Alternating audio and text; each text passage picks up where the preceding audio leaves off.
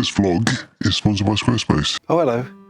Welcome. Happy generic holiday, everyone. This episode's kind of like a Bill making stuff tradition. The tradition being that every December, Bill gets a little bit burnt out and can't be asked to make a Christmas episode. I don't know what it is about December. Maybe because it's like grey and dark and cold and miserable and the workshop's freezing and I don't really put off woolly hats very well. It could be that. Maybe it's because most normal people in normal jobs wrap up around Christmas and they get a few weeks off and they get to have a little break.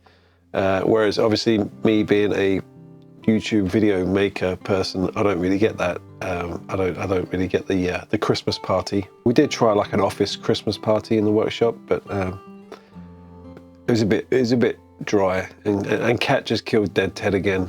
So I don't know how many times he's died now. December's like a really busy month for me. I've got children, I've got 2 kids, and obviously most days where I'll be working, I have to go and attend nativity plays at school, which, it's all nice and all, but it's, let's be honest, it's just a remake, isn't it? And then there's Christmas shopping. My wife's birthday is right in the middle of December. How inconsiderate. So I don't really get much work done, and not doing work kind of depresses me a little bit. And obviously, the lack of vitamin D doesn't help. I know that's rich coming from me, but that's my excuse. So therefore, I'm making this half-assed Christmas burnout Q&A episode, which is, I think I did this last Christmas, and it probably will be an annual thing, a tradition for you and your kids to sit around a nice little cozy fire and a little phone screen and watch every year. As a tradition, I'm giving you a tradition. You're welcome. So let's have the first question, shall we? Why are you such a bully? How do you stay motivated? Well, kind of the wrong time of the year to ask, really. I'm not very motivated at the moment. But yeah, in general, I'm quite motivated. I'm really motivated. When I've got a project in mind, I'll just keep doing it. And to be honest with you, this isn't going to be some cheery answer. But if I'm not creating, like anything, like drawing, making music, or making videos, anything, if I'm not being creative in any way whatsoever, I get quite depressed. I get really depressed. Even if I sit there and play a computer game for a length of time, just enjoying the game, I get guilty and depressed. I feel this overwhelming guilt and I start becoming depressed that I'm not being creative and not contributing to anything. So that keeps me motivated, not wanting to be depressed. Plus, I enjoy being creative, so it's not really hard to be motivated. And what else was it? Oh yeah, money. Could Jack and Rose fit on that door thing in Titanic? I'll assume you're talking about the end of Titanic when Rose is on the floating door thing, or whatever it is, tabletop, and Jack sort of lets her go, and so he can freeze and die and she can survive. Yeah, I think if she just budged over a little bit, he could have fit on there. But now thinking about it, not to be pretentious or anything, I think that, Rose was upper class, Jack was lower class, and that little door thing represented property, and she wanted it all for herself. What would you do with a functional army of bead butts? I'd probably teach them how to operate video cameras and edit videos. How often do you go to charity shops to find crafting bits? I mean, I think I go to charity shops more than I go to crafting shops. I barely go to crafting shops. A charity shop, you never know what you're going to find. And you can always just find some weird little knickknacks. You don't know where the person bought them from originally, but you always just find these weird little things that you've just never seen in any other shop that someone's probably hoarded for like 40 years. And, lots and lots of old toys. That's the best place to get old toys, charity shops. And, I like my old toys. And just to clear it up, I don't actually steal toys from my kids to make things. I normally buy them in charity shops and then I bring them home and I show it to them. Like, oh, look at this. Look at this. This is really cool. It's mine. But I don't steal them. What is something from the pound shop that you buy every time you go in there? Would it be things like spray paint? Which I always get all my spray paint from the pound shop. It's really expensive everywhere else. And I think it's pretty much the same thing. It's like a grey primer is a grey primer. And always super glue. I always buy these super glue things. These are, I don't know, they're really like runny and they get everywhere, but they're really good for like small things. And you get 2 for £1. And I normally clear the shelves. What's something that you've always wanted to build? I always wanted to build Respite, which I've kind of done, but Respite's much bigger than what I've done. I'd want to build I just want to have a giant board full of buildings, little tiny details that I can just keep up permanently and just keep adding things to it. You know, and you can just keep looking in little bits and just create like a whole world on a table that I don't have to keep putting away every time I need to work on the next project. What's your favorite piece that you've built on the channel? I don't really get too attached to any of my builds. The channel, that's the thing I'm most proud of. I'm proud of the channel because I honestly didn't think it would go anywhere, and honestly didn't think I'd be able to feed my kids with it, which is insane. Yeah. My channel. What's the best gift that anyone's ever given you? I don't know, I received lots of cool things. Like I just recently received this from Craftsman, his Otto 7 Sofubi. It's the only Sofubi I own, and I've been really interested in Sofubi lately because the people I like keep going on about it. I mean, I don't know if you mean Christmas presents or what, but one of my favorite things is for my 40th birthday, my wife got me, I'll just grab it. My wife commissioned an illustration of me in the workshop building a robot with a little cat. From Tim Malloy, who I'm a big fan of. He's on Instagram. He does like some really surreal, like Mobius style kind of sci-fi art and comics. This is probably my favourite gift I've ever got. I mean, because it's even got like the green outfit on. And he's making, I mean, it's me. If I was in like a Mobius / Tim Malloy comic, I got to that point in life where someone's like, yeah, you can have this PlayStation, or I can do you an illustration. I'll take the illustration. I'll take someone's little piece of art over like a new car. Something. Not that I have lots of cars, I don't have any cars. I don't really have to drive anywhere. Another artist I really like is Chris Fulton, who sent me this, which is like an illustration of the water, which is this guy here, which I thought was really cool. But my favourite gift is obviously the one my wife commissioned. I said it, all right? Who is this video sponsored by? Well, as a matter of fact, it's... So this video is sponsored by Squarespace. Now, Squarespace is a website where you go to make websites. Now, if you have no idea how to make a website, you don't know how to do with a HTML, is it HTML? I'm not sure. And you just want to make a website about things like, you know, like a pickle website, for example. Like, yeah, like that, like pickle perfection. That's it, Bill. Click there. If you just want to make a website that's quick and easy and clean and nicely designed, then go to Squarespace. I made this website in like, you know, it must have been like 0.5 seconds, maybe a little bit longer, I'm not sure, but it was really easy and it looks pretty good. And I will add stuff to it at some point. But yeah, if you want to make your own website, there's a sale going on at Squarespace. There's a little link down below. Go and have a look. What's the most useful thing you've learned whilst crafting things for your channel? When I started making stuff at the beginning, I was using just bits of junk, plastic lids, whatever I could get hold of to make stuff. And you won't see any of those original builds because they've literally just fallen apart. I would use glue guns on bits of plastic, and in the summer they would just melt and fall off. They're in pieces, which I think I made them into junk piles in one of my videos. One of the key things I learned is that you need to sand the plastic. You need to prep the plastic. You need to maybe blowtorch the plastic, melt it a bit, which is a technique I learned from Craftsman, which kind of makes it bond better with other plastics and makes paint stick to it better. You've got to prepare your plastics. That's the thing I think I realized is one of the most important things, because you can make something really nice, and if it starts falling apart, then it's not very nice anymore, is it? I'm sure I could have put that in a more eloquent way, but yeah, you know what I mean. What projects do you have planned for next year? I want to do a lot more like illustration and art stuff. It's not going to be an illustration channel, but a lot of people really like the art and illustration videos I do, which I always kind of do because it's what I enjoy doing, but I'm not sure that anyone's going to enjoy it. But people do. My next project is like an arty project. I might do a few more of those this year. We've got the Big Bot Bash in February. I'm looking forward to that. We've got a good bunch of people, good bunch of YouTube creators doing it already. If any YouTube creators out there want to get involved, just get in touch with me. It's open to not just YouTubers, but to the public. You know, I want as many people to get involved as possible. But yeah, we've got that. And I kind of want to build, do you remember the bot shop I made with the giant robot arm on the side? I think I want to build the rest of that robot, which would be about this big, but I still want to build it.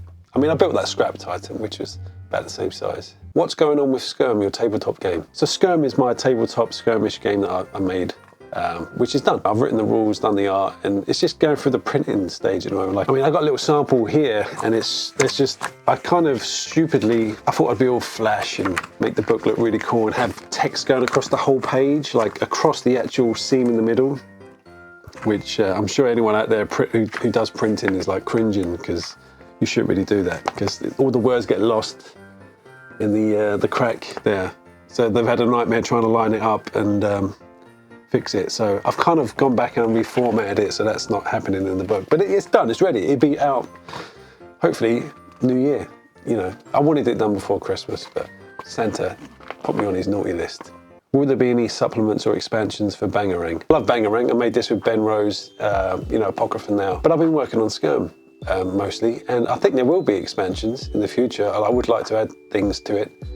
Or maybe I'll let someone else make some expansions, and then I'll publicize it and share it out. I mean, I would like to do it, but I think Skirm is my focus at the moment. I mean, because Bangarang is like a fun little gladiatorial game, like a mini skirmish, but Skirm is more of a skirmish game in line with like Stargrave and things like that, which is kind of what I would want to play myself. So I'm focusing on that. Will you ever make an RPG set in the Gutterlands? I'd love to make an RPG set in the Gutterlands. That's kind of one of my other goals as well. I just don't really know how to write RPG rules and things like that. I need someone to help me. Basically, I need someone to help me write the rules. I've got all the lore and the stories and the ideas, but I just need someone to help write like a D&D campaign, or 5th edition, whatever you call it, campaign, or just a whole fresh new set of RPG rules for the Gutterlands. So if anyone out there has a lot of experience, you're some super nerdy dungeon master, let me know. I mean, I'm super nerdy as well. I'm not trying to insult you. I just look cool. Honestly, get in touch. I would love to make an RPG in the Gutterlands. I think it's like the perfect world for it. How do you deal with burnout? Like I said earlier, I'm quite motivated. I can get over burnout. To be honest with you, just do the thing. I've got a mentality where, like, if I know I need to do something, I'll just do it, even if it's like complete agony or pain, or like it's like dragging a kid to school in the morning. I'll just do it because I know it has to be done. Logically, I know it has to be done, even though like emotionally, my whole body's saying like, no, don't do it, Bill. You don't want to do it. Don't do it. Logically, I know it has to be done. So I've kind of trained myself to just do it. It's like getting a train for 2 hours to work and then 2 hours back. When you work in London, I mean, I had to do that every day, and it was hell on earth. And then once you start doing it, or once you've done it, you forget about the whole kind of resistance you had at the beginning, and you just think, oh, I've done it. You're quite happy. I know that if you do the thing you need to do, and you don't really feel like doing it, it makes you happy after. I mean, pretty much every time you're quite proud of yourself for doing it. So that's how I get over burnout. I just bloody do it. I just do it. What is your favourite episode of Bill Making Stuff? It's going to be like personal ones for me, like my trip to New Orleans where I met Studson, Nick CC Minis and Craftsman and Tinu and Boyle Hobby Time, and yeah, that's obviously one of the best times of my life, so that's one of my favourite episodes. It's just essentially it's a holiday video. But it's still fun. That's one of my favourite episodes. And my other favourite episode, I think, is the Beyond Crafterdome episode, the Mad Max one I did, if you remember that, where it's like a big collaboration between me. It was Narb, Makes, Boyle, Dark Matter Workshop, Craftsman, Tinu, Craftastrophe, and CC Minis, and we basically just built like a Gaslands car. But a few of the guys went a bit crazy and made a whole animation and like a narrative that you see at the end. Like we actually get to see the cars race and blow each other. I mean, look, just go watch it. It's hard to explain what it is. I think it's the best crafting collaboration on YouTube. Not just because I was in it, but because the amount of work that people put into it. And I love it. I would, just go watch it. What inspires you, Bill? What originally inspired me would have been 80s sci-fi films, and 70s sci-fi. I wasn't born in the 70s, but a lot of 70s sci-fi films were shown on TV in the 80s and things like that. Yeah, sci-fi, even the bad ones. How do you keep a clean working environment? I don't. Would you ever write a book set in the Gutterlands? I'd like to write a book. I've got lots of stories. I'm just a terrible writer. My grammar's terrible. Graphic novels is more likely. I could probably do comics or graphic novels set in the Gutterlands. It's just drawing all those pictures. Again, any graphic novel artists out there want me to write them a story and we can work together and make a graphic novel, get in touch. With your love of stickers, why don't you have any stickers for sale? I saw this question come up and I'm like, yeah, why don't I have any stickers for sale? I thought because they're just like little stickers, I give them to people at conventions and things like that. I feel bad. Something feels wrong about selling stickers, like it's just a little bit of sticky paper. The delivery cost in itself is not really worth the sticker, do you know what I mean? But anyway, I've stuck some stickers on my merch store and the link down below for the merch. There's some stickers on there if you really want some stickers. If not, you can just come meet me at a convention. Why are you such a bully?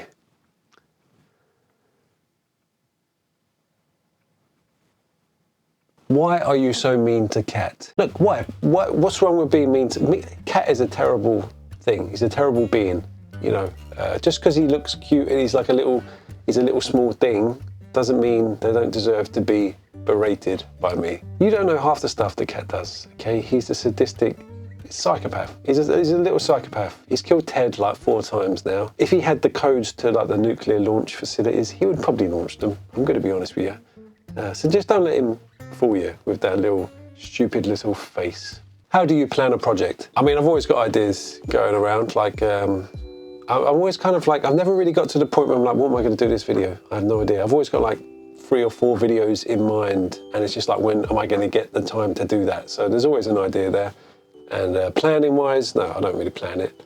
I might pop to the charity shop and buy some plastic toys that might fit, but I just work with what I've got, which is kind of the whole point of the channel, I suppose. Who would you like to collaborate with in the future? I mean, to be honest with you, I collaborated with everyone I've ever wanted to collaborate with.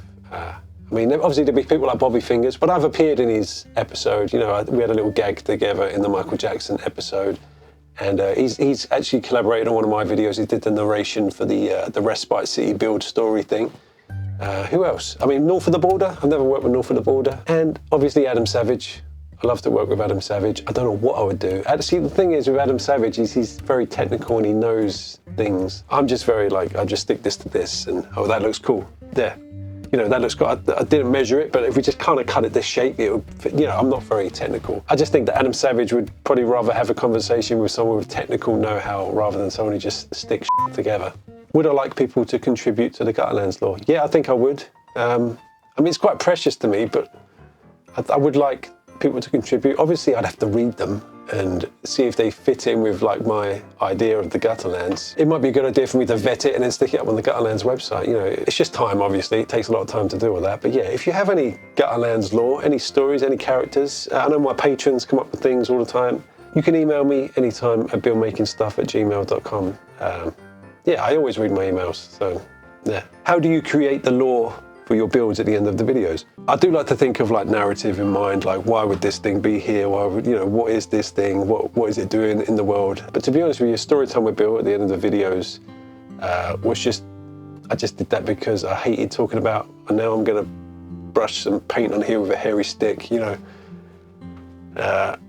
I'm just gonna use some red now and some green and then a bit more. I didn't really want to talk about the painting aspect, and I thought, like, you know, let's start making up stories. And they were literally improvised. I improvised. 90% of the lore has been improvised on the spot and then retconned and stuck on the Gutterlands website. I think the reason is because if I did write something down, I'd just be editing the thing over and over and over again and never really be perfectly happy. So I just think I'm just going to go for it and see what sticks. Thegutterlands.com if you want to read any of that stuff that stuck. Bill, why are you such a bully? And that's it. That's it for my annual Grumpy Old Man Q&A Burnout episode. And I just wanted to answer a few questions that people have been asking me. I hope I answered your question. And I think that's it. I do apologize for the lack of interesting content in this video, but this is my burnout episode. I'm burnt out at the moment. This is the amount of effort I can put in, burnt out, okay? I mean, I've got a Christmas tree and lights there. Look, it's a Christmas episode, all right? Merry Christmas. Sorry, it's a generic holiday episode. Have a very happy generic holiday.